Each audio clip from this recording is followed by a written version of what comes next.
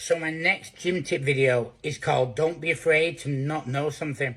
So one of the worst things I get in the gym, you know what? I've actually got a bit of a problem. A lot of people take it out on modern age and new lifters.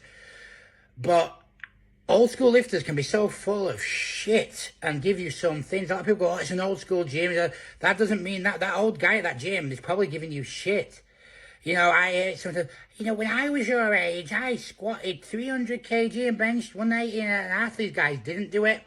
And the issue is, what's the words I'm looking for, is you want to, not everyone knows everything, and that's the point. Like, when I first started, well, I'll go back further, what stuff I trained 5 or 6 years ago, I probably completely disagree with now, because I'm constantly learning, I'm constantly progressing. And I think it's very, very important to learn. And I don't care if someone's older than me, someone's younger than me. I remember actually about 3 years ago, there was a kid who asked to join in some sets with me, and he was 17, and he was very enthusiastic and stuff. And he was like, hey, can I join in doing deadlifts and stuff? And, you know, and he learned, I gave him some deadlift advice, and his deadlift really improved, and he thanked me for it. And then I remember I was like, way after, he was doing an exercise, and he did it slightly different. It was on the for the lat pull downs. I'll show it actually. Sorry, not lat pull downs, it was for a rowing exercise, but he did a very unique movement. I hadn't actually seen it before. And I asked him why he was doing it. He told me what it was for and why he did it. And the actual area on him was very well developed, especially for his age. So I tried the exercise, and I thought, fucking hell, he's right. You can feel this exercise working. I got strong in it, and I saw great back development. So I saw the 17-year-old kid, and I saw, hey, you know what? Last 6 weeks, he has progressed on his back. He thinks this is one of his best exercises. Give it a go. Tried it, saw that it worked. And that's because I was eager to learn myself. You know, I didn't rule something out. If I see a kid like him and he goes, hey, you know what? I got 20 kilos added to my bench press by doing this, this, and this. And it really brought up my triceps where I was struggling. And I'm struggling on my triceps. Maybe I'm lifting 200 kilos. I don't know. I'm going to try that because that kid has found something that works. And just because he's a kid doesn't mean it doesn't work. Likewise, when I get someone come in and go, oh, I've trained for 20, 30, 40 years, and they're giving advice that, and I try and go, you know, this just doesn't work for me. I'm not going to take it because it's shit advice. And just because it's a hardcore gym or it's an old school doesn't mean fuck all.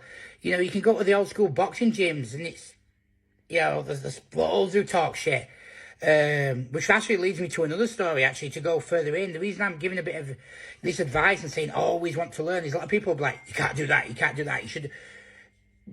Why can't you do that? You know, give a reason. If someone said to you, if you said to someone, hey, you know, I'm thinking of doing behind the neck press, blah, blah, and they go, don't do behind the neck press, it's bad for you, blah, blah, blah. It's actually not. That's completely bullshit. But if they come back and say to you, yeah, I can't do over the neck press because I had a rotator cuff injury, it puts a lot of pressure there, I prefer doing it at the front. That is logical. That makes so much sense. So make sure when people's giving you advice and that, you ask questions back and you go, yeah, that actually, you know what, it makes sense. Or are they talking shit? Like the story I was going to tell, there was a boxing coach and there's 2 British Championship boxers that I happen to know. Anyway, this boxing coach would go around the gym and he would tell people, hey, I trained these 2 British champions. And he had this picture with his arms around them when they were younger. So a lot of people, yeah, okay, train them, you know, took it at face value. And I'd done boxing since I was, the first time was 11. So I'd done it for years. So I'd go in, you know, I was like, you know what, I'm thinking of doing maybe a fight, maybe something. So I'd like to do something. So I got by and I thought, I'll have him coach for me. It was quite obvious after 2 or 3 sets. Well, first, he wasn't a good boxing coach. He didn't know what he was talking about. I disagreed with a lot of his methods. Very disagreed. And then, you know, I ended up talking to one of these guys because I know him quite well, and he's a British champion, and I'm telling him, he goes, no, he didn't coach us. I was like, what do you mean? And he's like, I never coached us. He goes, we were taken off the streets at a young age, blah, blah, blah, and he happened to go to the gym and work there. He was never our coach. He was actually just like a glorified cleaner. He was a glorified PT, but he was a straight, you know, he was a thin. And he told me like the true story, but this guy was going around with his pictures, showing people who went to the boxing scene, getting kids, getting young women, young men, older men, you know, pro fitness and saying, yeah, I've trained these guys and teaching them all these techniques. The issue was the guy hadn't trained these guys. He'd never been in a boxing fight himself. He'd actually never been in a real fight. Never. Now, I'm not saying there's anything great about fighting and stuff.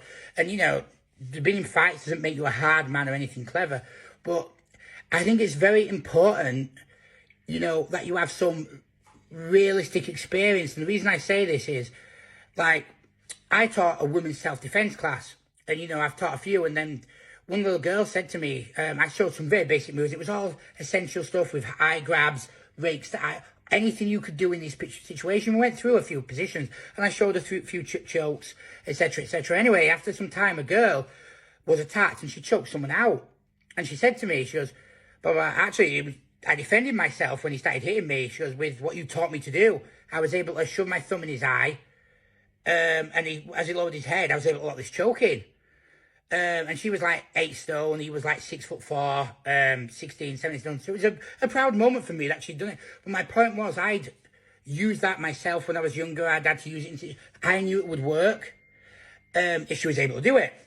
So I think when you go around, you're doing self-defense classes for women like this coach was, and then you're going, "Hey, so yeah, this works in this situation." Because mate, you've never been in a fight. You've never been on the concrete getting your face rubbed. You've never been in a prison getting, you know, with someone with a knife. You never disarmed anyone. So when you're telling someone, "Yeah, this is what I do," you don't know because you haven't been in the situation. And I think that's a very concerning thing, especially when you're teaching young people or someone in general who's putting their life and trust in you.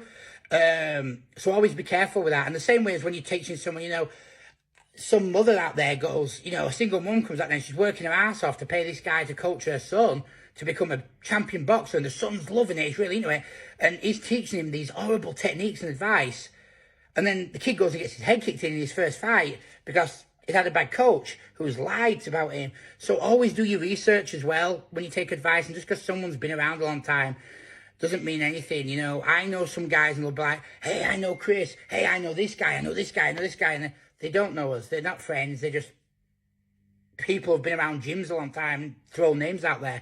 So always remember that one.